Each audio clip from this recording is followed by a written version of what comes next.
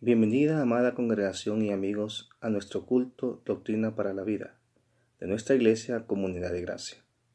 Hoy es día jueves 7 de mayo del 2020. Les saluda su hermano Dani Raudales. Le invito a que juntos nos preparemos con nuestra Biblia y nuestro himnario. Damos gracias a Dios que nos permite por este medio de comunicación llegar a sus hogares, dentro y fuera del país. Le invito a que abra su Biblia y en el libro de Isaías, capítulo 40, los versículos 30 al 31. La Biblia nos dice: los muchachos se fatigan y se cansan, los jóvenes flaquean y caen, pero los que esperan a Jehová tendrán nuevas fuerzas, levantarán alas como las águilas, correrán y no se cansarán, caminarán y no se fatigarán. Damos gracias a Dios por su palabra, que nos sustenta y nos edifica siempre. Vamos a orar para dedicar este tiempo al Señor. Les invito ahí donde usted se encuentra a inclinar su rostro. Oremos. Amado Dios, te agradecemos porque nos permites continuar escuchando cada jueves tu palabra, la cual nos alienta a seguir adelante. Te pedimos siempre por este medio de comunicación, que es de edificación para todo aquel que lo escucha, y que tú puedas alcanzar almas para tu gloria. Dedicamos este culto que sea de edificación y crecimiento espiritual. Confiamos en tu providencia eterna, que tú has preparado para cada uno de tus hijos. Todo te lo agradecemos en el nombre de tu Hijo amado Jesucristo. Amén. A continuación, nuestra hermana Andrea Pino nos dirige con los himnos para el Señor.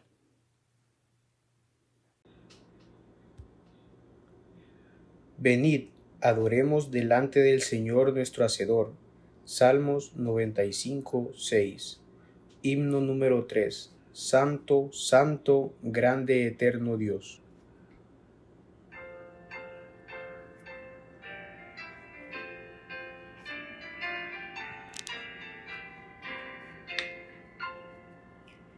Santo, santo, grande, eterno Dios, con alegría hoy te alabamos, Rey de reyes, grande capitán, todopoderoso guerrero.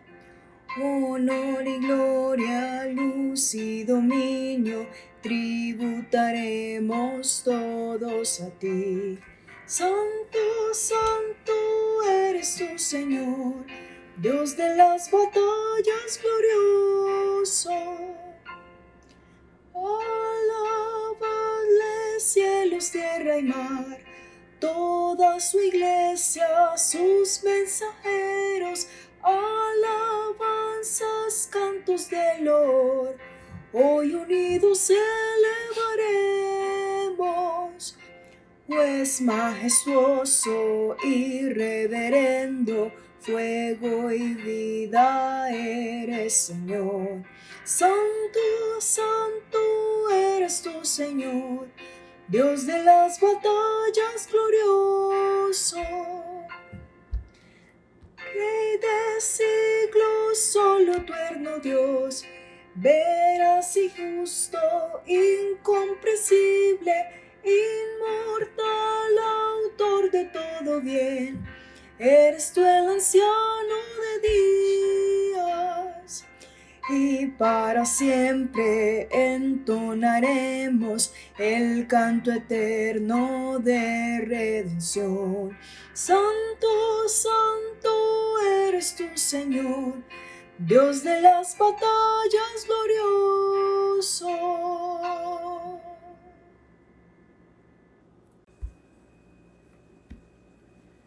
Nos ha dado preciosas promesas. Segunda de Pedro 1:4. Himno 273. Todas las promesas.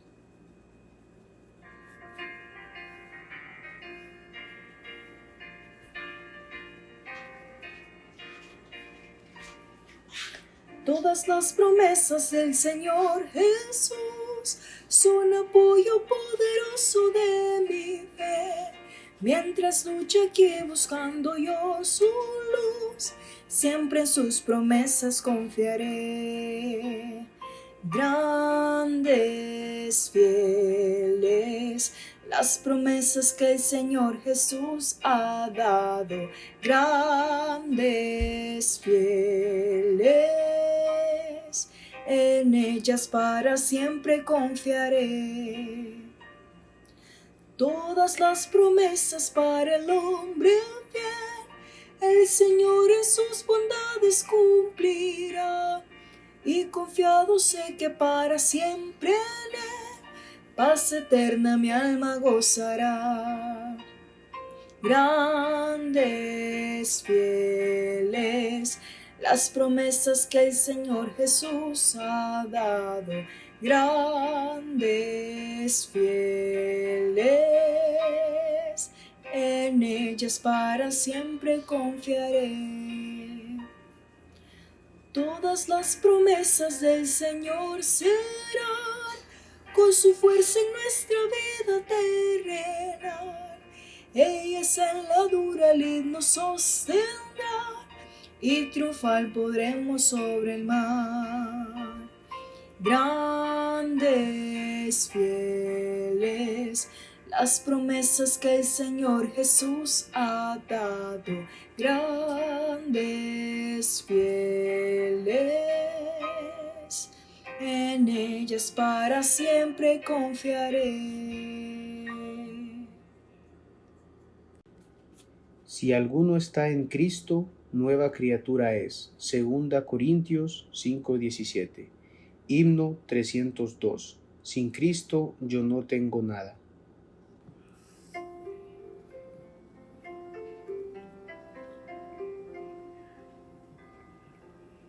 Sin Cristo yo no tengo nada. Sin Cristo no hay salvación. Sin Cristo yo voy por la vida como barco sin timón. Cristo, oh Cristo, si has oído su voz, ven, acéptale hoy. Oh Cristo, con él seguro estoy. Sin Cristo mi alma está muerta. Sin Cristo esclavo yo soy. Sin Cristo no hay esperanza, mas con él yo salvo soy.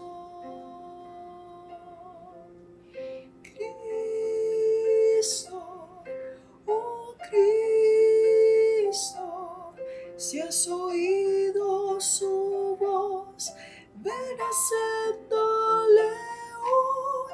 Oh Cristo, con él seguro estoy.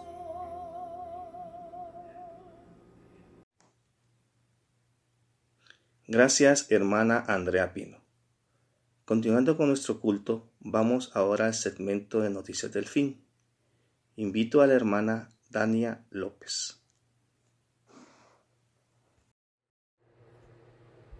Buenas noches, queridos hermanos. A continuación vamos a leer las noticias del fin. La primera noticia. ¿Se viene un nuevo modelo económico global post-pandemia? Una nueva revolución industrial apunta a redefinir la economía global. Las irrupciones actuales en las cadenas de suministro han dado pie a que se replantee de manera acelerada el modelo económico de la globalización tal como lo conocemos desde hace décadas. Que las economías más grandes del mundo se vean en una contingencia sanitaria sin precedentes debido a que no tienen las materias primas o ni siquiera la infraestructura necesaria para hacer y distribuir bienes médicos en medio de la pandemia dice mucho de la fragilidad en que se vive.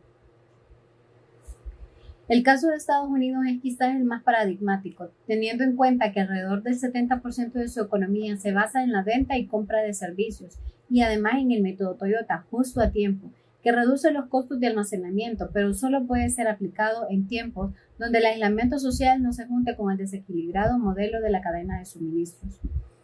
Así que el COVID-19 más bien lo que está provocando es una aceleración en las formas de cómo se construye una economía interdependiente de los países que han capitalizado el desarrollo desigual a su favor y que desde hace un tiempo ya venía inclinándose por la inversión tecnológica de última generación para un futuro cada vez menos dependiente de la mano de obra humana.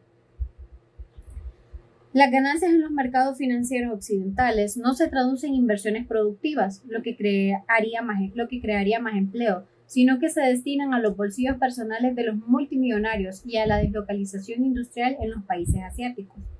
Esto sin tomar en cuenta que en Estados Unidos los grandes monopolios tienden a quebrar y desmantelar a empresas que representan de una manera u otra una competencia en el esquema general de ganancias. Esta es una de las razones por las que en ese país, que alguna vez fue líder mundial en manufactura industrial, ahora no tenga suficiente abasto de ventiladores para tratar el COVID-19 u otras enfermedades respiratorias.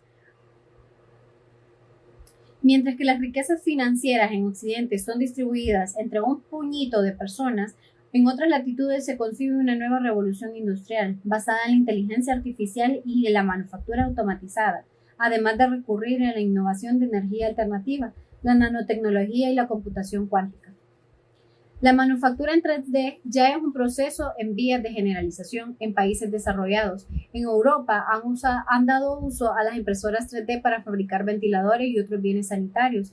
En el contexto de la pandemia, no se está apuntando a un cambio sistémico, sino más bien a un redimensionamiento económico de nuevo tipo. La cuarta revolución industrial está aquí y viene en auge.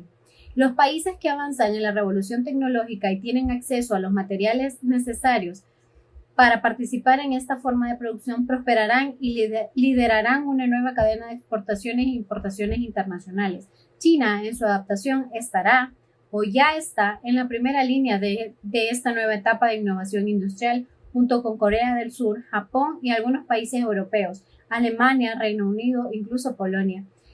En Estados Unidos parece improbable que suceda este giro de 180 grados en el desarrollo industrial, aun cuando tengan la capacidad técnica para hacerlo, tomando en cuenta el actual escenario en que se intenta rescatar el mercado financiero en constante explosión y no se tiene una dirección central estatal para alinear la economía hacia un fin similar a los mencionados países asiáticos. Más bien, el neoliberalismo neofeudal campea en todos los estados de la Unión, y a pesar de que Donald Trump vocifere su lema de America First, vale la pena discutir si la presente renovación industrial sirve más a las personas o a la oxigenación del sistema capitalista, tomando en cuenta los debates propios que se están generando en el contexto de la pandemia en la relación política entre las sociedades y las economías.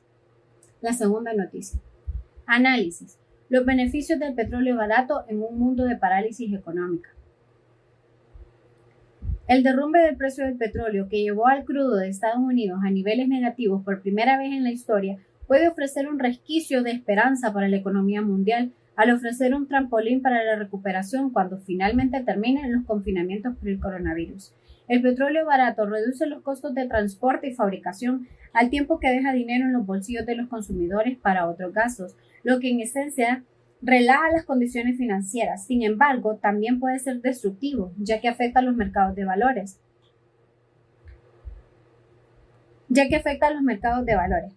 Y a los presupuestos de los productores de petróleo a la vez que aumenta el riesgo de la deflación. La caída del petróleo junto con el estímulo de la Reserva Federal de Estados Unidos y otros bancos centrales ha mejorado notablemente las condiciones financieras según un índice de liquidez compilado por la consultora Cross Border Capital. En el lado negativo, los movimientos del petróleo traerán consigo un endurecimiento de las condiciones financieras a través de las caídas de la renta variable, un mayor rendimiento de los bonos corporativos y una disminución de las inversiones en el sector energético. Posiblemente los precios ya reflejaban caídas masivas en lo que va del año, mientras que la deuda corporativa, incluyendo algunos bonos basura, cuenta con el apoyo de la Reserva Federal. Todo esto no será de aplicación a productores de petróleo como Arabia Saudí y Rusia, que se verán obligados a grandes ahorros para mantener sus economías a flote. Sin embargo, por otro lado, están los países en desarrollo como Turquía e India, que disfrutarán de facturas de importación más bajas y de una menor presión inflacionaria. El petróleo barato ya no es tan inequívocamente positivo para la mayor economía del mundo. De hecho, una disminución del 50% en el petróleo reduciría 25 puntos básicos del PIB de Estados Unidos, según estimaron el mes pasado analistas de Morgan Stanley. Aunque el resultado es netamente negativo para el crecimiento de Estados Unidos, a corto plazo, el colchón de ahorro del consumidor actuaría para fortalecer el rebote en el otro lado de la desaceleración, añadieron. La tercera noticia. El Fondo Monetario Internacional y la Organización Mundial del Comercio defienden el libre comercio en la lucha contra la pandemia del COVID-19. La experiencia en la crisis financiera global del 2007 al 2009 mostró que las restricciones a las exportaciones de alimentos se multiplican rápidamente a través de los países y conducen a incertidumbres y aumentos de precios aún mayores, agregaron finalmente los dos organismos multilaterales. El Fondo Monetario Internacional y la Organización Mundial del Comercio salieron en defensa de las políticas de un comercio internacional abierto y libre por su papel importante en la lucha contra el coronavirus, la recuperación de empleos y el fortalecimiento del crecimiento económico mundial. La pandemia de COVID-19 ha contagiado a más de 3 millones de personas y ha causado al menos 243,000 muertes en todo el mundo. Ha llevado a la suspensión de gran parte de actividades económicas y a la imposición de barreras en los viajes y en el comercio entre las naciones, recordaron ambos organismos en una declaración conjunta. Nos preocupa, en particular, los trastornos en los suministros derivados del uso creciente de restricciones a las exportaciones y otras acciones que limitan el comercio de artículos médicos y alimentos, indicó la nota. Según el FMI y la OMC, el comercio ha hecho posible la disponibilidad de productos médicos de avanzada en todo el mundo a precios competitivos. El año pasado, las importaciones de bienes cruciales necesarios en la lucha contra el COVID-19, como las máscaras y los guantes, el jabón, el desinfectante para manos, los trajes de protección, máscaras de oxígeno, respiradores y medidores de pulso y oxígeno, totalizaron un valor de 300,000 millones de dólares, apuntó la declaración. Es en reconocimiento de la importancia de este comercio que los gobiernos han adoptado decenas de medidas que facilitan la importación de productos médicos relacionados con el COVID-19, bajando los aranceles, reduciendo los trámites de aduanas y abreviando el otorgamiento de licencias y aprobaciones, agregaron. Anticipando las necesidades de los gobiernos de atender la crisis en cada país, las reglas de la OMC permiten la aplicación de restricciones temporales a las exportaciones para prevenir o aliviar escasez crítica en el país exportador, recordó el comunicado. Otro asunto que preocupa al FMI y a la OMC es la disminución en el flujo de financiación para el comercio.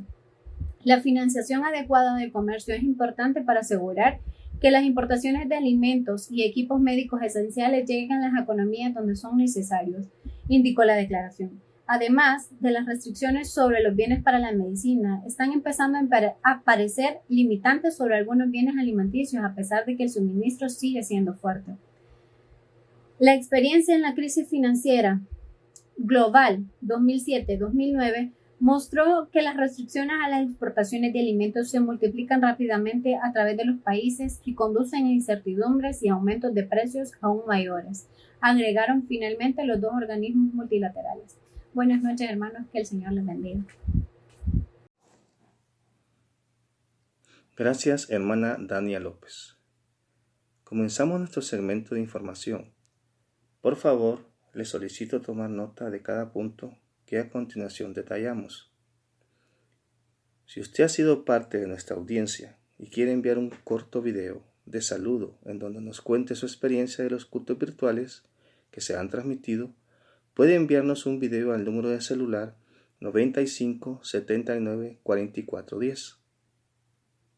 En este mes de mayo en la Iglesia Comunidad de Gracia hemos arribado a nuestro 10º aniversario. Damos gloria a Dios y celebramos juntos este gran acontecimiento.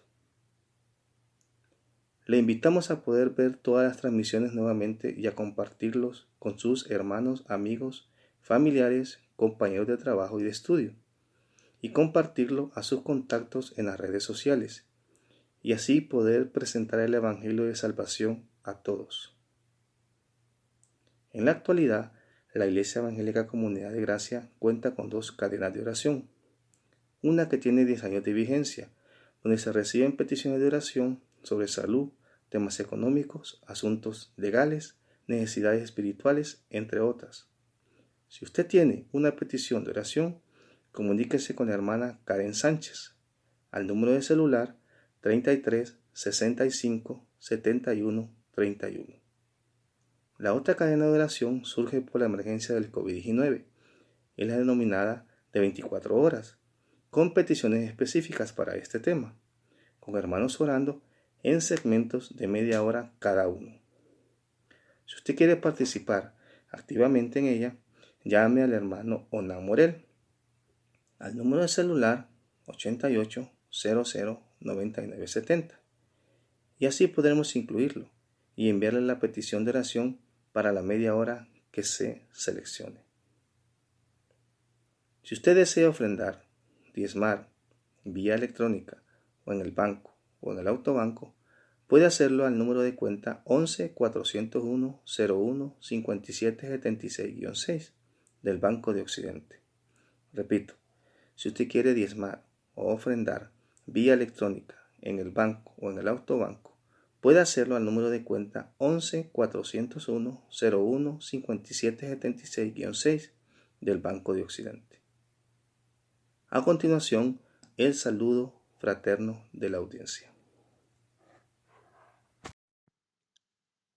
Dios les bendiga, hermanos de la Iglesia Evangélica Comunidad de Gracia, también hermanos de otras congregaciones, amigos que nos sintonizan a través de este medio. Quiero enviarles un fraternal saludo en el lugar donde se encuentren. Quiero compartirles que para mi familia es de mucha bendición poder escuchar la palabra del Señor a través de los cultos virtuales que nos ofrece la Iglesia. Y les animo a todos que las escuchemos y que podamos compartirlos con amigos, compañeros, familiares, y que esta palabra pueda llegar a los corazones de cada uno de ellos. Ya que hay tanta necesidad en estos momentos tan difíciles en el país y en el mundo entero con esta pandemia que estamos atravesando. Pero Dios nos dice a través de su palabra que no temamos, que Él es nuestro amparo y nuestra fortaleza. Busquémoslo en oración. A través del estudio de su palabra, humillémonos y acerquémonos a nuestro Señor. Les animo a ser constantes, a confiar en el Señor, a aferrarnos a cada una de sus promesas, no desmayemos. También quiero invitarles a que podamos apoyar la obra del Señor, que apoyemos el ministerio que Dios nos ha encomendado aquí en la tierra. No nos cansemos de hablar a otros para que lleguen a los pies de Cristo. Que este tiempo nos sirva para compartir con la familia, a escudriñar su palabra, a aprender cada día más, que podamos orar, humillarnos y buscarle de todo corazón. Dios bendiga a cada uno de ustedes y a sus familias, confiando en que podamos estar juntos de nuevo como hermanos, alabando y glorificando a nuestro Señor. Ese es nuestro mayor deseo. Pongamos toda nuestra confianza en Dios. Dios les bendiga. Gracias, hermana Yesenia Raudales. Ahora es el tiempo de las ofrendas y diezmos. Le invito a que disponga su corazón y en obediencia a la palabra de Dios. La Biblia nos dice en la segunda epístola de Corintios, capítulo 9, versículo 7. Cada uno dé como propuso en su corazón, no con tristeza ni por necesidad, porque Dios ama al dador alegre. Vamos a orar. Señor, venimos delante de tu presencia para presentar nuestras ofrendas y diezmos. Gracias te damos porque tú has proveído para cada uno de nosotros conforme a tu riqueza en gloria. Te pedimos por nuestros hermanos que en este momento no tienen, ayúdanos a ser un canal de bendición para sus vidas. En estos momentos difíciles, guíanos a hacer tu voluntad. Gracias te damos por aquellos hermanos que están depositando sus diezmos y ofrendas para que tu obra siga adelante y que muchos sean alcanzados para tu gloria. Todo esto te lo pedimos en el nombre de tu Hijo amado Jesucristo. Amén. Continuamos con la lectura del material de edificación y se titula Dos peligros espirituales a evitar durante la pandemia. Es imposible ver un noticiero donde los encabezados no hablen del COVID-19. El miedo reina y la incertidumbre opaca toda esperanza. El Fondo Monetario Internacional anunció que esta crisis ya es peor que la Gran Depresión del siglo XX. Los médicos describan sobre cuándo estará lista la vacuna y qué pasará cuando llegue la siguiente pandemia. Las economías más grandes del mundo, Estados Unidos, China y Japón, sufren para mantenerse a flote, mientras América Latina está por experimentar una crisis sin precedentes. Aun si asistimos a una iglesia saludable, donde las comunidades son prioridad, esto no nos impide alejarnos de Dios. Pero nuestra perspectiva cristocéntrica nos enseña algo mejor. Dios nos da esperanza. En su cruz tenemos vida y en su sombra tenemos refugio. Él nos dice desde Génesis 3 que los humanos estamos muertos espiritualmente y los efectos del pecado son evidentes. Por eso necesitamos su restauración. La Biblia nos dice en Romanos 8 del 22 al 23, porque sabemos que toda la creación gime a una, y a una está con dolores de parto hasta ahora. Y no solo ella, sino que también nosotros mismos, que tenemos las primicias del Espíritu. Nosotros también gemimos dentro de nosotros mismos, esperando la adopción, la redención de nuestro cuerpo. Ante esta situación espiritual de la humanidad, me temo que como creyentes peligramos.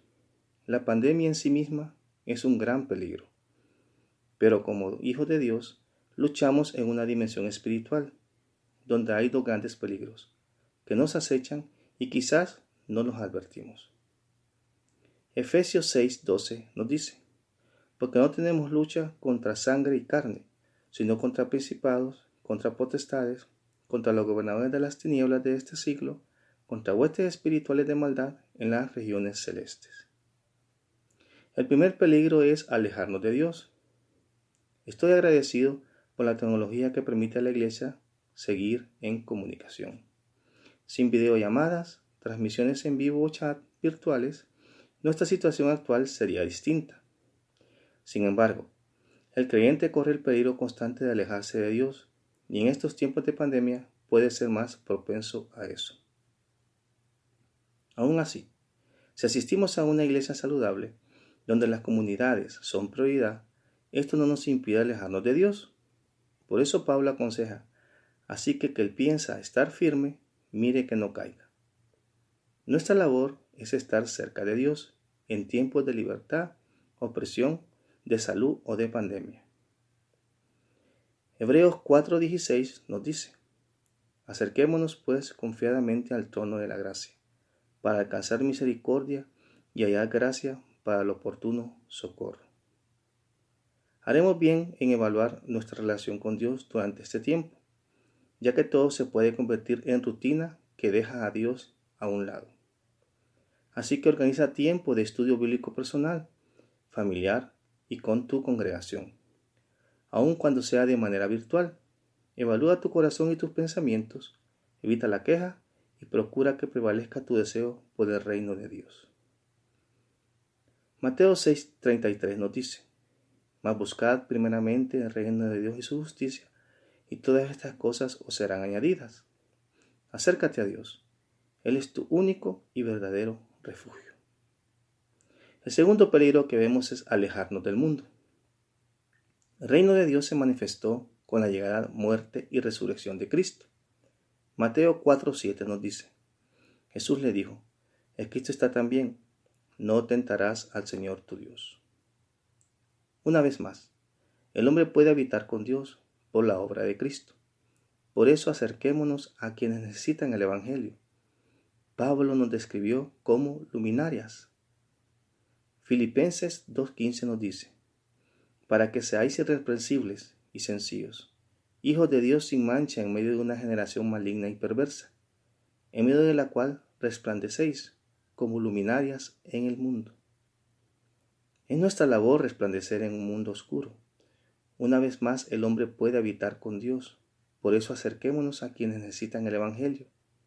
Hoy más que nunca el mundo necesita saber que solo Cristo destruye el miedo y la culpabilidad.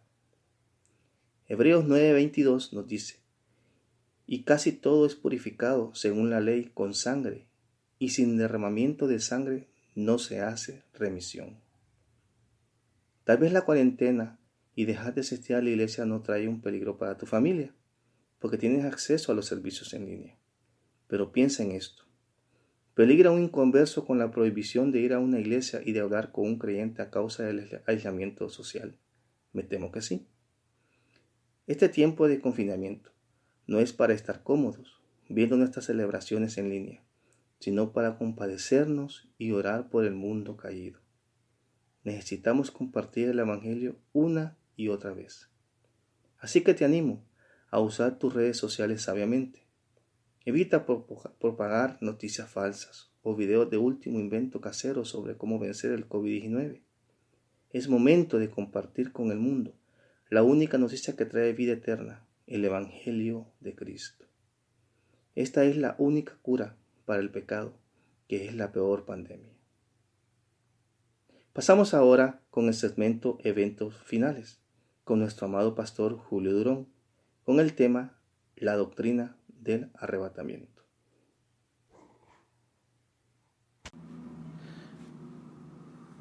Muy buenas noches, queridos hermanos. Buenas tardes, probablemente para algunos, tarde-noche o quizás de día, de madrugada, según la latitud del mundo en la cual usted se encuentre. Agradecemos a Dios porque podemos llegar a otro culto virtual de Doctrina para la Vida. Es un culto donde aprendemos doctrina en nuestra Iglesia Evangélica Comunidad de Gracia para luego aplicarla a la vida.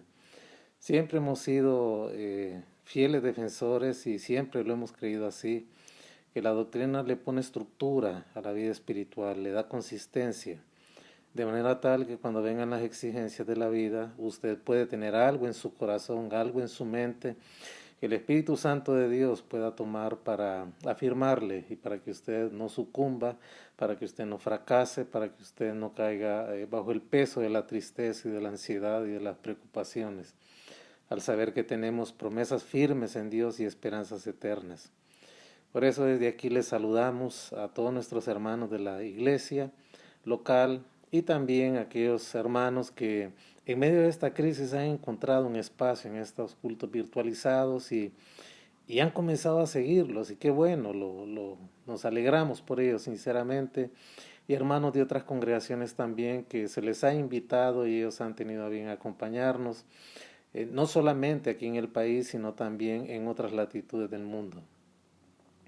Por eso agradecemos a Dios infinitamente la gracia de podernos dirigir a ustedes este día a través de este culto que lo hemos hecho 10 años tiene la iglesia de existencia y 10 años tiene este culto. Y estamos agradecidos con Dios por ello. Es más, al cumplir años la iglesia, este mes nuestra iglesia nació un 2 de mayo, un domingo 2 de mayo, hace 10 años exactamente, y el primer culto que se instituyó fue el culto dominical, que fue el primero, y una semana después ya estábamos con este culto iniciando, casi simultáneamente iniciaron estos dos cultos. Y luego se estructuró el culto de oración que llegó un poquito más allá. Y de paso, agradecerles a todos y felicitar a toda nuestra congregación por este 10º aniversario que el Señor nos da, ya es la primera década como iglesia. No es fácil construir una iglesia. La iglesia de por sí tiene un enemigo natural que es Satanás, que se opone a Dios siempre y a su iglesia, que es su novia en esta tierra, su prometida que se prepara para las bodas del Cordero. Y no es fácil ser iglesia, se necesita tener verdaderamente un llamado de Dios porque los obstáculos son permanentes, las luchas son constantes, no es fácil, no todos siguen, unos se van, otros vienen. Y esto es así, ¿verdad? Es la historia no solo de nuestra iglesia, sino de toda congregación local No es una lucha por la supervivencia, sino más bien es un estado de alerta continuo para seguir haciendo la obra de Dios con la ayuda de Dios y saber pues que el Señor nos ha respaldado estos 10 años y estamos agradecidos por ello. Bendigo la vida de los hermanos que nos han acompañado desde el inicio prácticamente, que ya son pocos. Igual los hermanos que en algún momento estuvieron con nosotros y luego por diferentes razones tuvieron que salir de la iglesia y forman parte de otras congregaciones, igual agradecidos a Dios por su vida porque hicieron algo y contribuyeron en algo mientras estuvieron con nosotros. Igual quiero agradecer a hermanos de otras congregaciones que han estado pendientes desde que esta iglesia nació. No son parte de nuestra iglesia, pero sí han tenido ese cariño y esa expectativa de que nos vaya bien, y yo les agradezco sinceramente de todo corazón por estar pendientes de nosotros y incluirnos en sus oraciones y recibir aquellas cosas que la iglesia produce y que les son de beneficio y bendición ahí en las iglesias donde ellos están. Igual, gracias a Dios por todos los que han estado con nosotros y se fueron, igual los que han permanecido, bendito sea Dios por todos. Al final del camino, queridos hermanos, todos llegamos y llegaremos a un destino final que es la patria celestial, ya libres de las limitaciones geográficas, libres de los aspectos denominacionales o de diferencias congregacionales. Vamos a estar juntos con el Señor y eso es lo más importante. Después de darles este saludo y este agradecimiento a todos por este 10º aniversario y celebrarlo con ustedes, siempre hemos procurado tener nuestro aniversario con un ciclo de conferencias. Hemos tenido siervos de Dios connotados que nos han acompañado siempre con un ciclo de conferencias de una semana o de 2 semanas, donde se toma un libro de la Biblia completo y lo estudiamos juntos. Pero este año no se pudo. Hemos tenido al doctor Evis Luis Carballos, un excelente exégeta e intérprete de las Escrituras, conocedor de los lenguajes originales y fiable en el Señor. Samuel Pérez Millo también estaba entre nosotros, el pastor Rafael Mayen Maya, el pastor Valdera, varios, y de repente se me escapa más de alguno. Pero igual, gracias a Dios por habernos permitido hacer estos esfuerzos. La verdad, hermanos, que nuestra iglesia es una iglesia de autogestión, no recibimos ninguna ayuda externa, nos sostenemos por los aportes y las ofrendas, los diezmos que los hermanos ofrecen, y así hemos logrado salir adelante todos estos 10 años. No podemos decir que solos de repente, porque no hemos tenido el auxilio de patrocinadores externos, como muchas congregaciones, gracias a Dios, los tienen, y eso les permite respirar un poquito mejor. Pero nosotros lo hemos hecho con dificultad, con recursos propios, y es un testimonio fiel de la gracia de Dios. Hemos visto almas salvarse, hogares rescatarse, matrimonios reconstruirse. Hemos visto cosas maravillosas en Dios durante estos años y no podemos estar más que agradecidos. Tenemos un liderazgo emergente, tenemos varones fieles que están asumiendo. Me alegra ver crecer a los hermanos, especialmente los varones que son los llamados de Dios para ejercer el ministerio. Ver aceptar retos, a veces con contradicciones, a veces no, pero qué bonito es ver crecer un liderazgo de relevo, que pueda ir asumiendo tareas en la predicación, que Dios puede llamar a muchos de ellos como pastores más adelante, abrir nuevas obras, ¿por qué no? Y soñar en perspectiva de Dios. Igual la iglesia pues ya pronto estará en su propio terreno, que el Señor nos lo dio, no debemos nada de ese terreno. Nos preguntan, ¿ustedes reciben ayudas externas? No recibimos ninguna ayuda externa, pero si alguien la quiere dar, bienvenida sea. Pero ha sido autogestión. Yo pienso que Dios no ha permitido que eso ocurra hasta la fecha. Nos ha sido un entrenamiento y una dependencia continua de Dios. Hemos visto milagros de provisión. A veces no tenemos nada y al fin de mes aparece, Dios provee, y así ha sido, ¿verdad? Nosotros traemos todos estos predicadores de afuera, por lo menos 2 ciclos de conferencia por año, y eso tiene costos. y entre todos lo sufragamos, y por la gracia de Dios no le debemos nada a nadie, hemos salido bien, gracias a Dios, y hasta aquí Él nos ha ayudado.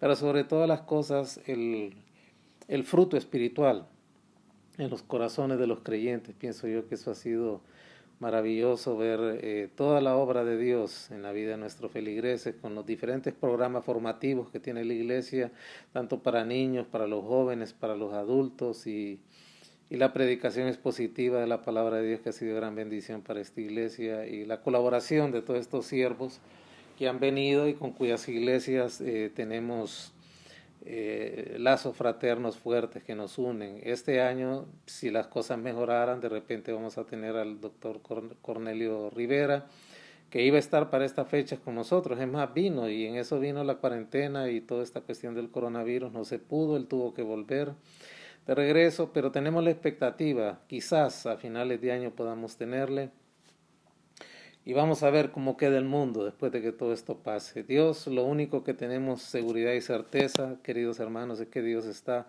trabajando de una manera soberana, ordenando circunstancias, moviendo y haciendo todo aquello que sea necesario en su soberana voluntad y en su sapiencia infinita, para preparar el mundo para su reino terrenal y luego darnos a nosotros una eternidad llena de gloria y de bendición.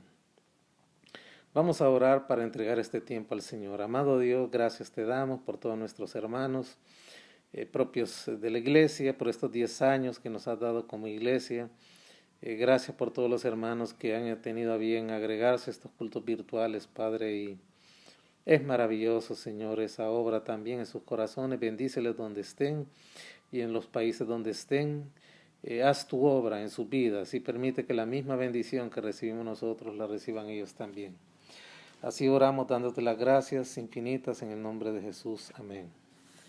Hemos estado estudiando, hermanos, un tema escatológico que tiene que ver con el arrebatamiento, que es de carácter inminente. Eso significa que puede ocurrir en cualquier momento y no está sujeto a señales previas. La palabra de Dios no nos habla de señales previas al arrebatamiento como para visorar cuándo puede ocurrir. El arrebatamiento siempre ha sido inminente desde que Dios se lo reveló al apóstol Pablo. Él vivió con ese sentido de inminencia, él creyó que iba a ser transformado en vida y recogido junto con los que han dormido o han estado durmiendo en el Señor, por así decirlo, en su presencia, y ser transformados todos y recibir cuerpos de gloria listos para el cielo. Y para eso hemos tomado el texto de 1 Tesalonicenses 4, del 13 al 18, que ha sido objeto de meditación. Esta es nuestra tercera entrega. Si usted quiere las dos primeras, las puede encontrar en este canal y acceder a ellas, escucharlas y ponerse al día con ellas. Vamos a leer el texto porque este es el único texto de las Escrituras que nos habla, que nos revela el término arrebatamiento, rapto o traslado. Y hay dos pasajes más también que son la base fundamental de la doctrina del arrebatamiento, que son 1 Corintios 15, 51 y 52, y también el Evangelio de Juan, que es la primera referencia que el Señor hace al arrebatamiento durante su ministerio terrenal en San Juan capítulo 14, versos del 1 al 3. Pero vamos a leer este que ha sido la base. Tome su Biblia, un cuaderno para apuntes, y lea con nosotros este pasaje de 1 Tesalonicenses 4, del 13 al 18. Tampoco queremos, hermanos, que ignoréis acerca de los que duermen, para que no os entristezcáis como los otros que no tienen esperanza. Porque si creemos que Jesús murió y resucitó, así también traerá Dios con Jesús a los que durmieron con él. Por lo cual os decimos esto en palabra del Señor, que nosotros que vivimos, que habremos quedado hasta la venida del Señor, no precederemos a los que durmieron. Porque el Señor mismo, con voz de mando, con voz de arcángel y con trompeta de Dios, descenderá del cielo. Y los muertos en Cristo resucitarán primero. Luego nosotros, los que vivimos, los que hayamos quedado, seremos arrebatados juntamente con ellos en las nubes para recibir al Señor en el aire. Y así estaremos siempre con el Señor. Por tanto, alentados los unos a los otros con estas palabras. Siempre hacemos un pequeño repaso de lo visto y vamos a ver que en el verso 13 Nos dice así la Escritura: tampoco queremos, hermanos, que ignoréis acerca de los que duermen, para que no os entristezcáis como los otros que no tienen esperanza.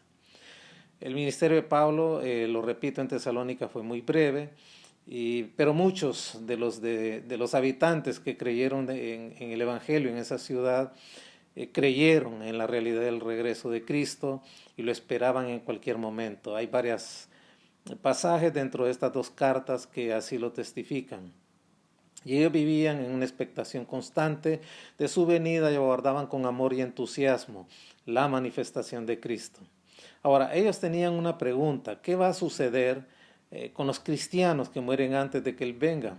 ¿Van a perderse el regreso del Señor? Eran interrogantes que ellos se hacían. Pablo les había dejado a ellos la impresión de que la venida de Cristo podía ser en cualquier momento.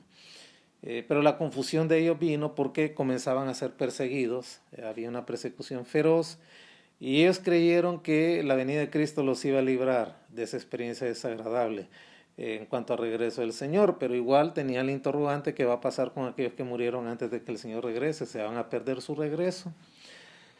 Y luego en el verso 13, nos dice el verso 14, porque si creemos que Cristo murió y resucitó, así también traerá Dios con Jesús a los que durmieron con Él. En el verso 13, el apóstol, que no lo leí, pero bueno, podemos leerlo también: tampoco queremos, hermanos, que ignoréis acerca de los que duermen, para que no os entristezcáis como los otros que no tienen esperanza. Aquí el apóstol utiliza la palabra dormir, es un eufemismo, que es una manera de hablar un poquito más blandamente, por así decirlo, del término muerte.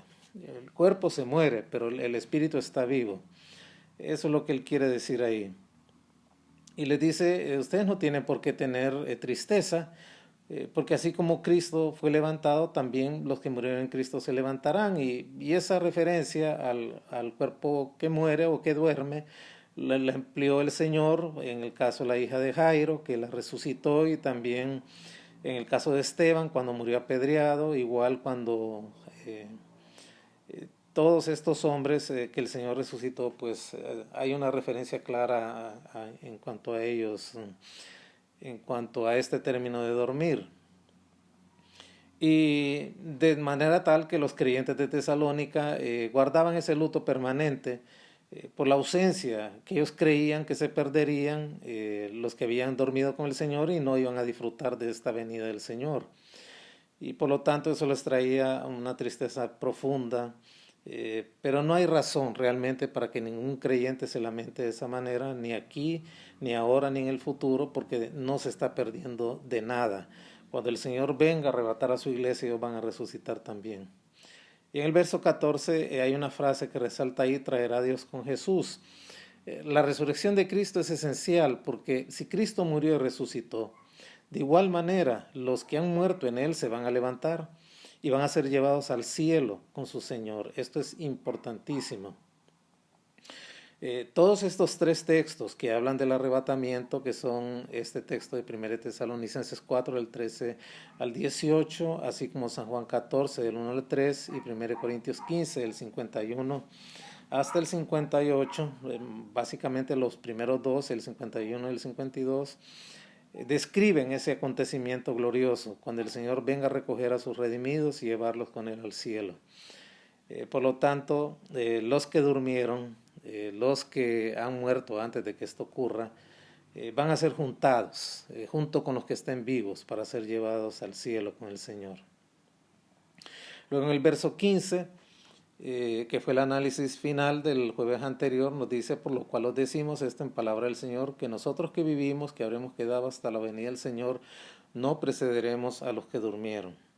Aquí Pablo no se refiere a, cuando dice palabra del Señor, no se refiere a algo que no haya sido registrado en los evangelios o que haya sido registrado, porque lo que insiste aquí el apóstol Pablo es que esta es una revelación que Dios le dio a él, y que hasta el momento de recibir, de escribir estas cartas a los tesalonicenses, la está revelando a estos creyentes locales.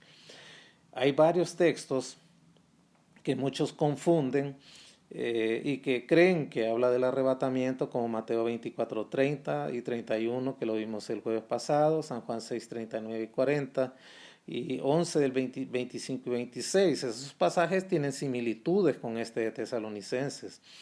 En ambos casos se habla de resurrección, se habla también de una trompeta, y creo yo que estas similitudes confunden, pero realmente entre este pasaje, 1 Tesalonicenses 4, del 13 al 18, y estos que hemos mencionado de Mateo y de Juan, son más las diferencias que hay. Por ejemplo, en el texto de Mateo 24, 30 y 31, se nos habla de que el Hijo del Hombre viene en las nubes, pero en el caso de 1 Tesalonicenses 4, del 13 al 18, son los creyentes los que ascienden a las nubes para recibir ahí al Señor. En el texto de Mateo hay una gran diferencia, porque son los ángeles los que juntan a los creyentes en la segunda venida del Señor, pero en este de Tesalonicenses es el Señor quien hace ese juntamiento de una manera personal. Y también en el texto de Mateo se habla se dice acerca de la resurrección, pero es una resurrección diferente, y más adelante lo vamos a ver. Mientras que aquí son los santos, los que durmieron con el Señor, los que son levantados. Y en Mateo no se incluye, en ese texto de Mateo que hago referencia, no se incluye o no se habla del orden de ascenso en cuanto a los que son llevados por el Señor, mientras que aquí sí, en este texto de Tesalonicenses. Por lo tanto, esos textos que mencioné de Mateo 24, 30 y 31 y San Juan 6, 39 y 40 y San Juan 11, 25 y 26, son textos que se refieren al día que el Señor regrese de una manera física al final de la gran tribulación, y donde va a haber juicio, donde los gentiles serán juzgados, donde los judíos serán juzgados, y donde los que son del Señor pasarán vivos a disfrutar del milenio, y los que no son del Señor pues serán literalmente aniquilados. Son muy diferentes, mientras que el texto de Tesalonicenses nos habla del arrebatamiento, que es un evento que antecede a la segunda venida del Señor, y es antes de la gran tribulación en cualquier momento, porque es de carácter inminente. Y luego una segunda frase en ese verso 15, vamos a leer ese verso 15 de nuevo, porque nos dice ahí: por lo cual os decimos en palabra del Señor, que nosotros que vivimos, que habremos quedado hasta la venida del Señor, no precederemos a los que durmieron. En ese verso 15 hay una frase interesante: nosotros que vivimos, que habremos quedado. Eso nos habla de inminencia. El apóstol Pablo realmente nunca recibió de Dios fechas ni aproximadas respecto al arrebatamiento. Él siempre creyó que iba a ser, era de carácter inminente, y que si el Señor venía mientras él estuviera vivo, él se iba a ir con el Señor. Por eso dicen: nosotros los que vivimos, que habremos quedado. En el término de su vida física, el apóstol Pablo siempre creyó que él iba a ser incluido en esa procesión celestial de ascenso al cielo, cuando el Señor venga a arrebatar a su iglesia para librarla de la gran tribulación. Muy bien, vamos a pasar ahora al verso 16, que es el siguiente en el análisis de este texto de 1 Tesalonicenses 4, del 13 al 18. Leamos el 16. Porque el Señor mismo, con voz de mando, con voz de arcángel y con trompeta de Dios, descenderá del cielo, y los muertos en Cristo resucitarán primero. Fíjese bien ahí en la primera frase de este verso 16. El Señor mismo descenderá. Este es el cumplimiento de la promesa que el Señor ya hizo. Este es el cumplimiento de la promesa que el Señor ya hizo en San Juan 14, versos del 1 al 3. No se turbe vuestro corazón, creéis en Dios, creed también en mí. En la casa de mi Padre muchas moradas hay. Si así no fuera, yo no lo hubiera dicho. Voy pues a preparar lugar para vosotros. Y si me fuere y os preparare el lugar, vendré otra vez y os tomaré a mí mismo, para que donde yo estoy, vosotros también estéis. Ahí es este verso 16, en esta frase que nos dice: el Señor mismo descenderá, es el cumplimiento de lo que el Señor le prometió a sus discípulos en San Juan 14, versos del 1 al 3. Él promete ir a preparar lugar y luego volver para tomarnos a sí mismo, es decir, el arrebatamiento, para que donde Él está en este momento nosotros también podamos estar en su misma presencia. Esa es una referencia directa al arrebatamiento que hizo el Señor. Y este verso 16 es una referencia al cumplimiento de esa promesa de San Juan 14, versos del 1 al 3. Ahora vayamos al texto de Hechos, capítulo 1, verso 11. Busquémoslo juntos. Hechos, capítulo 1, verso 11. Este es un cumplimiento también, este verso 16 es un cumplimiento de esta palabra de Hechos 1, 11. Nos dice ahí, aquí nos habla de la ascensión, que viene del verso 6 del capítulo 1 de Hechos, pero vamos a leer sobre el 11. Los cuales también le dijeron, varones galileos, ¿qué estáis mirando? Al cielo, este mismo Jesús que ha sido tomado de vosotros al cielo, así vendrá como le habéis visto ir al cielo. Cuando los discípulos fueron reunidos, aquellos discípulos temblorosos, aquellos galileos, todos eran galileos, ahí le dicen los ángeles, varones galileos, solamente era uno el que no era galileo, y fue el que tomó su vida, es decir, Judas, el que le traicionó. Y los ángeles le dicen ahí a los apóstoles, en ese momento que el Señor está ascendiendo en una nube, que de la misma manera iba a descender en una nube.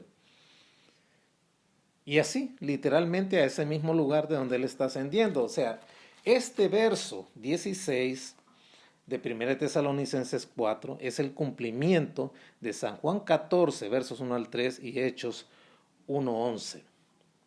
Este es un maravilloso cumplimiento, una gran referencia que hace a esos dos pasajes el apóstol Pablo. Ahora, hasta este momento, de esta descripción del verso 16 de 1 Tesalonicenses 4, el Señor permanece en el cielo. ¿Dónde está Cristo en este momento, querido hermano? Usted me dirá, bueno, habita en mi corazón, sí, por la fe, en la presencia de su Santo Espíritu, eso es cierto. Pero ¿dónde está Cristo? Él en este momento está literalmente en el cielo. Ve usted conmigo el capítulo 1 y el verso, vamos a ver, sí, el capítulo 1 y el verso 10, aquí en 1 Tesalonicenses. ¿Dónde está Cristo? Mire lo que dice aquí 1 Tesalonicenses 1:10. Y esperar de los cielos a su Hijo, el cual resucitó de los muertos, a Jesús, quien nos libra de la ira venidera. Por eso, hermanos, desde un inicio hablamos que el espíritu de estas dos cartas es el tema escatológico para poder entender los otros temas que están alrededor de ella. Este verso 10 lo dice. ¿De dónde vamos a esperar al Señor? ¿Dónde está el Señor? Aquí lo dice. Y esperarte los cielos a Jesús. Cristo en este momento está literalmente en los cielos. Y de ese lugar nosotros esperamos que Él venga a arrebatar a la iglesia. Hoy Cristo está presente en los cielos. Hay otro texto más que se encuentra en el libro de Hebreos, capítulo 1, versos del 1 al 3. Lo buscamos juntos. Hebreos, capítulo 1, versos 1 al 3. Hebreos, capítulo 1, versos del 1 al 3. Aquí nos muestra dónde está Cristo en esta era, en este tiempo, antes de que Él venga por su iglesia. Hebreos 1, versos del 1 al 3. Dios, habiendo hablado muchas veces y de muchas maneras en otro tiempo a los padres por los profetas, en estos postreros días nos ha hablado por el Hijo, a quien constituyó heredero de todo y por quien asimismo hizo el universo, el cual siendo resplandor de su gloria y la imagen misma de su sustancia, y quien sustenta todas las cosas con la palabra de su poder, habiendo efectuado la purificación de nuestros pecados por medio de sí mismo, se sentó a la diestra de la majestad en las alturas. Cristo está ascendido en gloria, allá, en su trono de gloria, en este momento en el cielo. Y desde ese lugar que nosotros le estamos esperando para que venga a arrebatar a la iglesia. Antes Dios nos hablaba por sus profetas, hoy nos habla a través de su Hijo. ¿Cómo? A través de su santa palabra revelada, que es la norma de fe definitiva la revelación final. Ya Dios no habla a través de profetas y sueños, visiones y cosas así. Aquí está en la Escritura. ¿Quieres que Dios te hable? Entonces ve y lee las Escrituras para que Dios te hable a través de ellas. Y aquí nos dice que habiendo concluido o efectuado la purificación, la redención de nuestros pecados, por medio de sí mismo, se ha sentado a la diestra de la majestad de las alturas. Dios en este momento está ahí, en el cielo, ahí permanece. Hasta este momento Él está ahí. Ahora luego nos dice en ese verso 16, porque el Señor mismo, con voz de mando, con voz de arcángel. Muy bien, muy poco se conoce acerca de la organización, acerca de la estructura arcangelical o de los ángeles en las Escrituras. Muy poco, muy poco se sabe de eso. Vayamos por favor a Colosenses 1:17. Quiero que lo busquemos juntos porque ahí quiero hacer una referencia a otro texto que está un poquito atrás. Colosenses 1:17. Quiero leer este texto, hermanos, porque muchos falsas doctrinas o una secta falsa por ahí dice que Cristo es un ser creado, que es un arcángel. La Biblia no lo dice. Y vamos a ver este texto de Colosenses que es claro en este término, Colosenses 1:17. Hablando de Cristo, Él es antes de todas las cosas y todas las cosas por Él que subsisten. Cuando la Biblia dice que Cristo es antes de todas las cosas, sale al paso de aquellos que dicen que Cristo es un ser creado o es un arcángel. Y al comenzar a existir el universo, nos dice este texto, literalmente Él es antes de todas las cosas, ya Cristo existía. Y si Él ya existía, entonces por definición Él es un ser eterno, como solo Dios puede hacerlo. O sea, Cristo es Dios, Cristo no tiene principio ni tiene final, no es un arcángel, no está incluido dentro de una estructura arcangelical. Atrás, ahí mismo, en el verso 15 de Colosenses 1 nos dice, Él es la imagen del Dios invisible, el primogénito de toda creación. Otra secta muy popular en toda Latinoamérica y en el mundo también habla de esto, que Cristo es el primero de la creación y por lo tanto es un ser creado, no es Dios, que alcanzó una categoría superior, dicen ellos, al haber muerto en la cruz. Creció en categoría dentro de los seres creados por Dios, pero eso no es cierto. Cuando dice aquí que Él es el primogénito de toda la creación, no necesariamente nos está hablando aquí, vamos a ver el texto de nuevo, voy a leerlo de nuevo. Él es la imagen del Dios invisible, el primogénito de toda creación. No nos está hablando que Él está en alguna escala dentro de los seres creados, porque el término primogénito se puede traducir no solamente en el sentido del que nace primero en el sentido cronológico, sino que la escritura, el énfasis que tiene aquí, nos habla de preeminencia en posición o en rango. Él es antes de todas las cosas. Si usted lo liga con el verso 17 que acabamos de leer, estamos tocando esto, hermanos, porque nos dice aquí que el Señor vendrá como. Vea el verso 16, 1 Tesalonicenses 4, porque el Señor mismo con voz de mando, con voz de arcángel. Ahí no está diciendo que Cristo es un arcángel, sino que viene con voz de arcángel. Hay un arcángel presente en el proceso del descenso del Señor a las nubes para arrebatar a su iglesia, sacar su gente de la tierra y ponerla en las nubes y llevarla al cielo. Esto es bien importante entenderlo y que quede sumamente claro. El libro de Judas nos habla de este tema. Si usted gusta, vamos a ver cuál es el único arcángel en la Biblia que se nombra. Vamos a Judas 9. Judas es un libro chiquito, bien pequeño, está antes de Apocalipsis y solo tiene 25 versículos. Mira lo que nos dice ahí Judas capítulo 9. Vamos a leerlo juntos. Pero cuando el arcángel Miguel contendía con el diablo, disputando con él por el cuerpo de Moisés, no se atrevió a proferir juicio de maldición contra él, sino que dijo: el Señor te reprenda. Este es el único arcángel nombrado en las Escrituras. Y en este caso se nos dice que hubo una disputa con el diablo. Mira, el diablo es un ángel poderoso.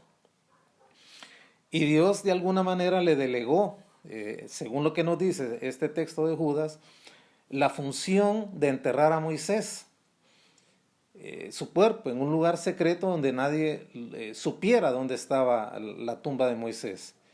Y probablemente Dios lo hizo así porque quizás Satanás quería ese cuerpo para un uso perverso y maligno, o tal vez también para un uso fetichista, de manera tal que los israelitas después hicieran una especie de idolatría en relación con este patriarca, este gran conductor de la nación de Israel.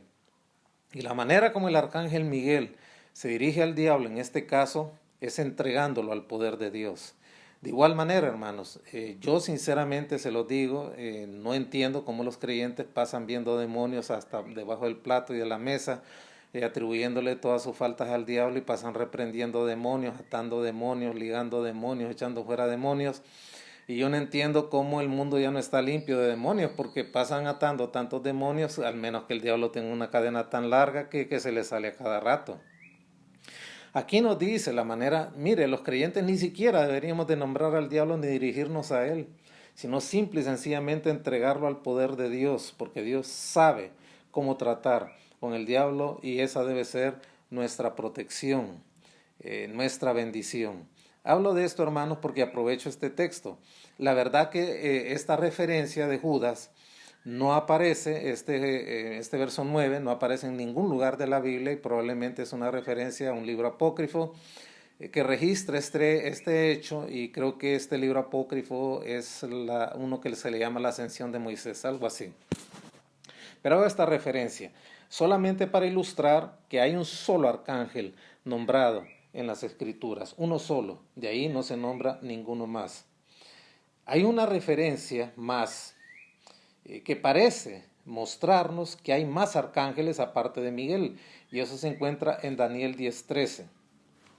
Si gusta podemos leerlo también, vaya conmigo a Daniel 10:13. Mas el príncipe del reino de Persia se me opuso durante 21 días, pero he aquí Miguel, uno de los principales príncipes, vino para ayudarme, y quedé ahí con los reyes de Persia. Este texto está en el contexto cuando Daniel averigua cuál era el término de la cautividad. Finalmente, consultando el libro de Jeremías, iban a estar 70 años cautivos en Babilonia, y él estaba escudriñando eso porque quería saber si ya estaba cerca el término de los 70 años. Dios le disciplinó por la violación del año sabático, por cada año sabático un año, hasta completar los 70. Y Dios le manda respuesta a través de Gabriel, que ahí se puede deducir que probablemente sea un arcángel también. Y se nos dice que a razón de la respuesta que Dios le envía al acto de contrición, de humillación y de la confesión del pecado de Israel y de su propia vida de Daniel, para saber el término del tiempo de la cautividad, encuentra un estorbo, y es un príncipe, es un demonio que estaba adjudicado a Persia. Mire, cada país tiene, por así decirlo, si lo quisiéramos ver así, hay una guerra espiritual real, ¿verdad? No es un juguetito de atar demonios y de echar fuera demonios, no, es a esas esferas. Cada gobernante de este planeta tiene asignado un demonio. Y eso le hace ver a usted que el diablo está bien estructurado para oponerse a Dios, a sus propósitos y a sus planes. Y cuando este ángel trae la respuesta a Daniel, encuentra un tropiezo, encuentra una oposición del príncipe de Persia, y viene el arcángel Miguel a auxiliarle. Y Miguel tiene la misión, siempre ha sido así en las Escrituras, en apego al pueblo de Dios, de quedarse ahí hasta que pudiera estructurarse bien y darse la salida, tal como Dios se lo había mostrado a Jeremías, en el cumplimiento de la cautividad del pueblo de Dios en Babilonia, y de esa manera el pueblo de Dios pudiera salir seguro y regresar a ser repatriados a la tierra que había quedado desolada durante 70 años, comenzando por Jerusalén. Y que es la historia de los libros de Esdras y de Nehemías, cómo se reconstruye el muro, la ciudad, y en especial el templo, que era el centro de identidad y de adoración nacional. Pero aquí en este texto que leímos de Daniel 10:13, sí nos da a entender que probablemente hayan más arcángeles en esas filas arcangelicales que Dios ha establecido. Ahora, en este caso, en el caso del arrebatamiento, cuando el Señor mismo descienda, como dice aquí el verso 16, el Señor mismo con voz de mando, con voz de arcángel, probablemente ese arcángel, la voz que se escucha ahí, sea la del arcángel Miguel. También podemos decir, hermanos, que el arcángel Miguel siempre ha estado identificado con la protección, el cuidado de la nación de Israel, y también en el libro de Apocalipsis va a estar en los relatos muy activo en la protección de la nación de Israel. Veamos una referencia más en Daniel en cuanto a la asociación del arcángel Miguel cuando ocurre el acto de la resurrección de Israel allá en los tiempos postreros, Daniel 12, versos del 1 al 3. Aquí lo dice claramente el arcángel Miguel asociado a ese evento. En aquel tiempo se levantará Miguel, el gran príncipe que está de parte de los hijos de tu pueblo, y será tiempo de angustia, cual nunca fue desde que hubo gente hasta entonces. Pero en aquel tiempo será libertado tu pueblo, todos los que se hallen escritos en este libro. Y muchos de los que duermen en el polvo de la tierra serán despertados, unos para vida eterna y otros para vergüenza y confusión perpetua. Los entendidos resplandecerán como el resplandor del firmamento, y los que enseñan la justicia a la multitud como las estrellas a perpetua eternidad. En este texto de Daniel 12, del 1 al 3, vemos al ángel Miguel, el gran príncipe, que siempre está al lado de los hijos de Israel, en ese tiempo de angustia, al final de la gran tribulación, cuando esté presente y el pueblo de Dios sea levantado, unos para condenación eterna y otros para entrar vivos al milenio, ese remanente de gloria, ese remanente de Israel que va a recibir al Señor. ¿Qué más podemos decir en cuanto a esto? Luego nos dice ahí que el Señor mismo, Él personalmente desciende del cielo, nos dice el verso 16, la primera acción, la segunda acción con voz de arcángel, y luego nos habla de una trompeta. Si usted lee 1 Corintios 15, 52 para poder entender esto. Nos dice ahí en 1 Corintios 15, 52, que es otra de las referencias al arrebatamiento en el Nuevo Testamento. En un momento, en un abrir y cerrar de ojos, al final de la trompeta, porque se tocará la trompeta y los muertos serán resucitados incorruptibles y nosotros seremos transformados. Ok, el Señor desciende de una manera personal. Hay una voz de arcángel y también hay una trompeta. Esos tres actos se dan en uno, en el arrebatamiento. Esa trompeta, queridos hermanos, no la va a escuchar el mundo. Ningún inconverso en este mundo va a oír esa trompeta, solamente los redimidos y los que hayan dormido con el Señor. Dos categorías van a oír esa trompeta: los que murieron en el Señor antes de que Él venga a arrebatar a su iglesia y los que estén vivos en el momento del arrebatamiento. Para ellos sí va a ser audible esa trompeta, pero para el resto no. Ahora, ¿qué trompeta es esa? ¿A qué trompeta se refiere? Porque muchos que no creen en la doctrina del arrebatamiento, lamentablemente para ellos no la creen, pero aunque no crean en esta doctrina, ellos también van a ser arrebatados. Esa es la buena noticia que les podamos dar, porque ellos dicen que, algunos dicen que el arrebatamiento es el mismo, la segunda venida de Cristo en gloria, de una manera física, al final de la gran tribulación, que es una misma cosa. Pero aquella trompeta es una trompeta de juicio y esta es una trompeta de preparación. Esa es la gran diferencia. Y ya vamos a ver por qué. Es una trompeta gloriosa que solo la van a oír los que estén vivos en el Señor cuando Él venga a arrebatar a su iglesia y los que hayan dormido con el Señor. 1 Corintios 15, 52 lo dice, lo leo de nuevo: en un momento, en un abrir y cerrar de ojos al final de la trompeta, porque se tocará la trompeta, y una vez que esa trompeta sea audible para los que hayan dormido con el Señor, van a ser ellos levantados. Aquí lo dice: los muertos serán resucitados incorruptibles, y los que estén vivos en ese momento, cuando el Señor descienda a las nubes para arrebatar a su iglesia, van a ser transformados. El movimiento más rápido del cuerpo, hermanos, no es levantar una mano, no es cerrar el puño, no es doblar las rodillas. El movimiento más rápido que se hace en micras de segundo es el abrir y el cerrar de ojos. Ahí nos da a entender, hermanos, que es un evento que va a ocurrir en fracciones de segundos. El Señor desciende, se oye la voz del arcángel y se oye la trompeta, y entonces ocurre lo que todos hemos estado esperando, que todos los que durmieron en el Señor sean resucitados en ese momento, y luego los que estemos vivos seamos transformados en segundos.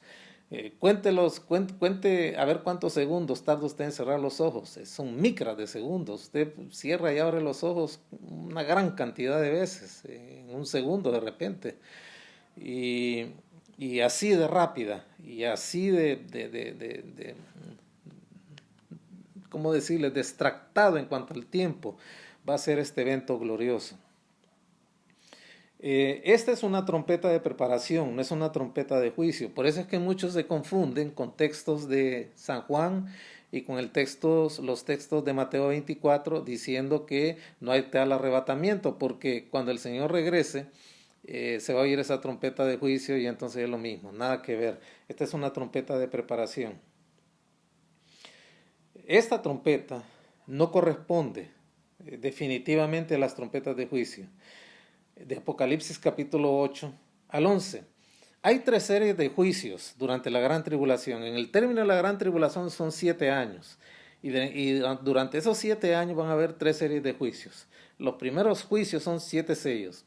Los segundos juicios son 7 trompetas. Y los siguientes juicios son las 7 copas. Cuando se abre el 7º sello, comienzan las 7 trompetas. Cuando se toca la 7ª trompeta, comienza la última serie de juicios, que son las 7 copas. Esos juicios usted los va a encontrar, especialmente el juicio de las trompetas. Todos los juicios están desde el capítulo 6 hasta el capítulo 19 de Apocalipsis. Pero los 7 juicios de las 7 trompetas se encuentran solo en los capítulos 8 al 11. Y esas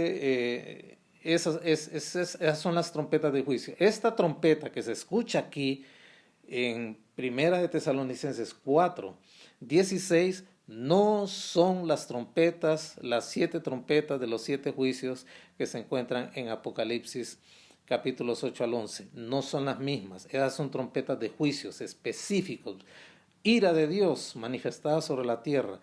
Esta trompeta de Apocalipsis 4, de 1 Tesalonicenses 4, 16, es una trompeta que antecede a esos juicios, está fuera de la gran tribulación, ocurre en el arrebatamiento, que antecede a la gran tribulación y luego a la segunda venida del Señor.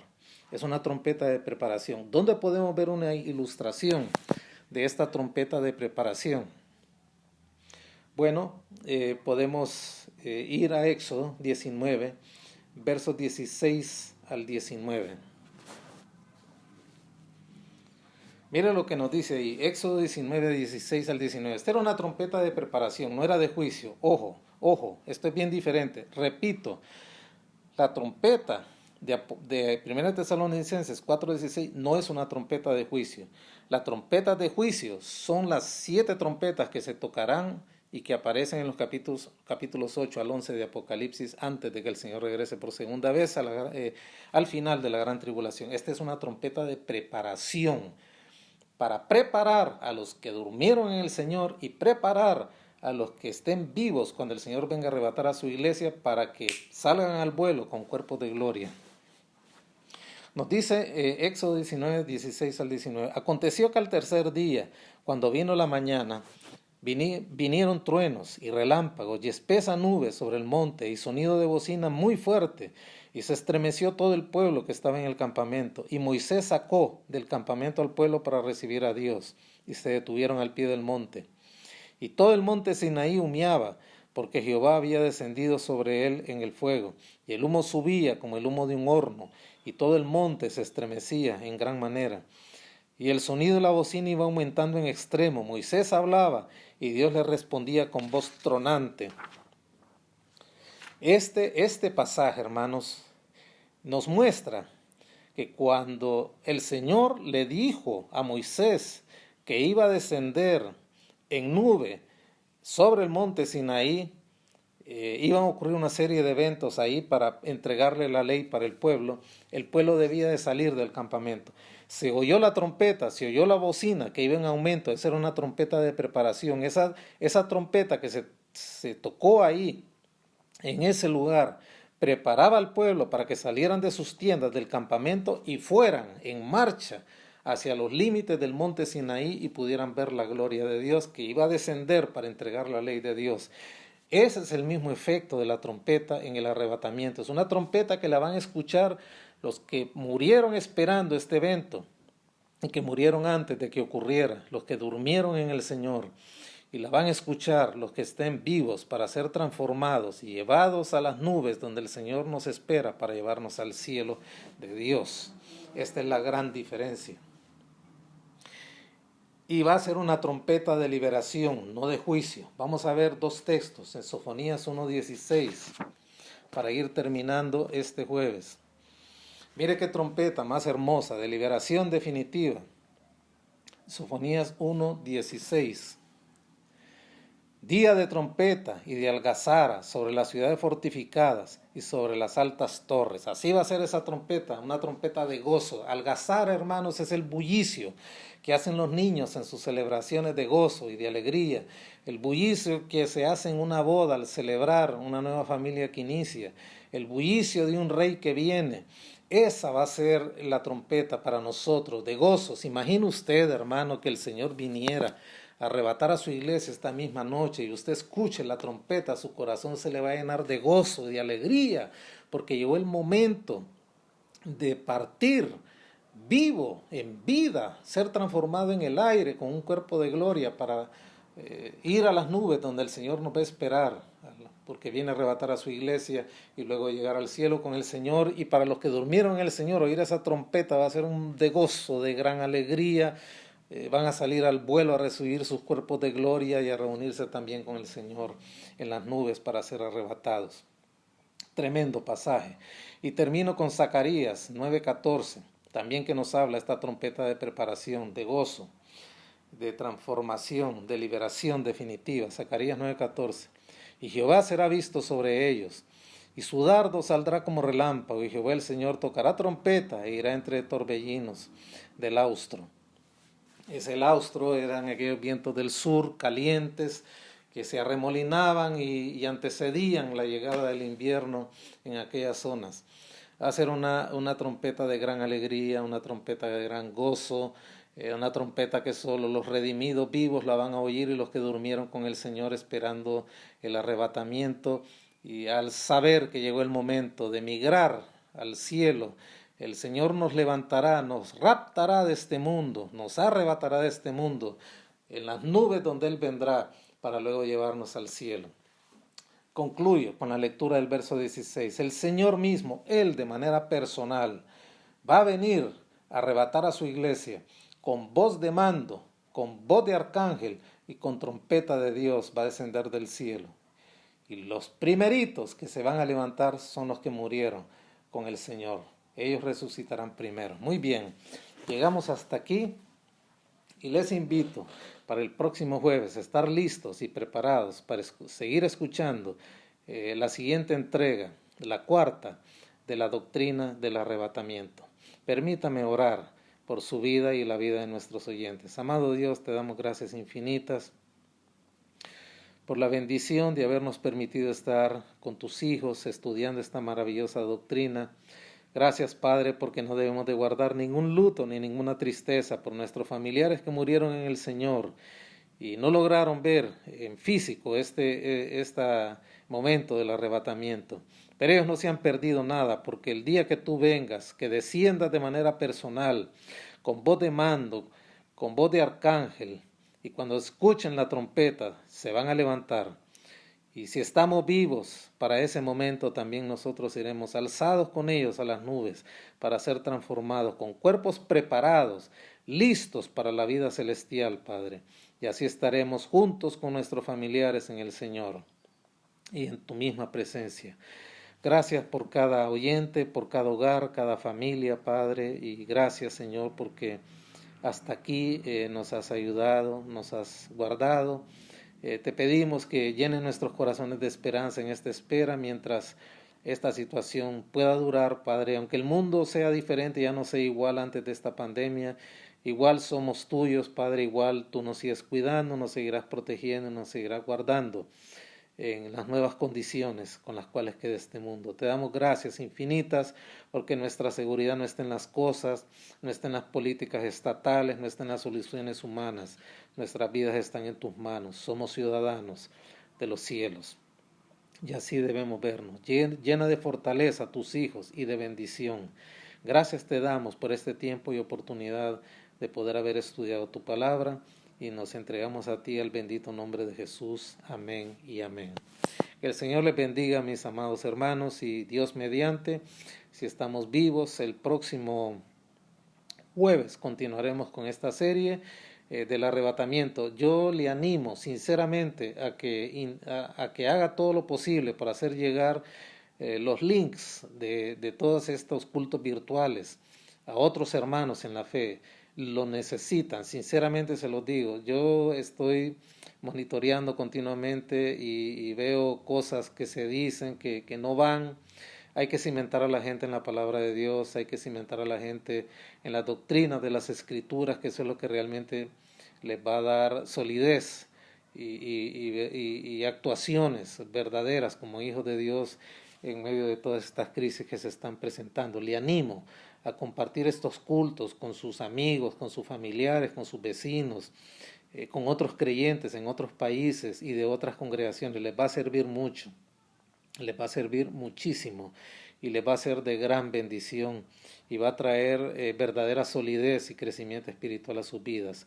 Conéctese con nosotros el próximo jueves en Doctrina para la Vida a la hora acostumbrada, e igual el culto de oración el día de mañana y nuestro culto dominical el día domingo, que va a ser un culto especial para el Día de las Madres. Así pues, hermanos, que Dios me los bendiga y en el nombre del Señor, desde aquí les envío un saludo. Dios les bendiga a todos.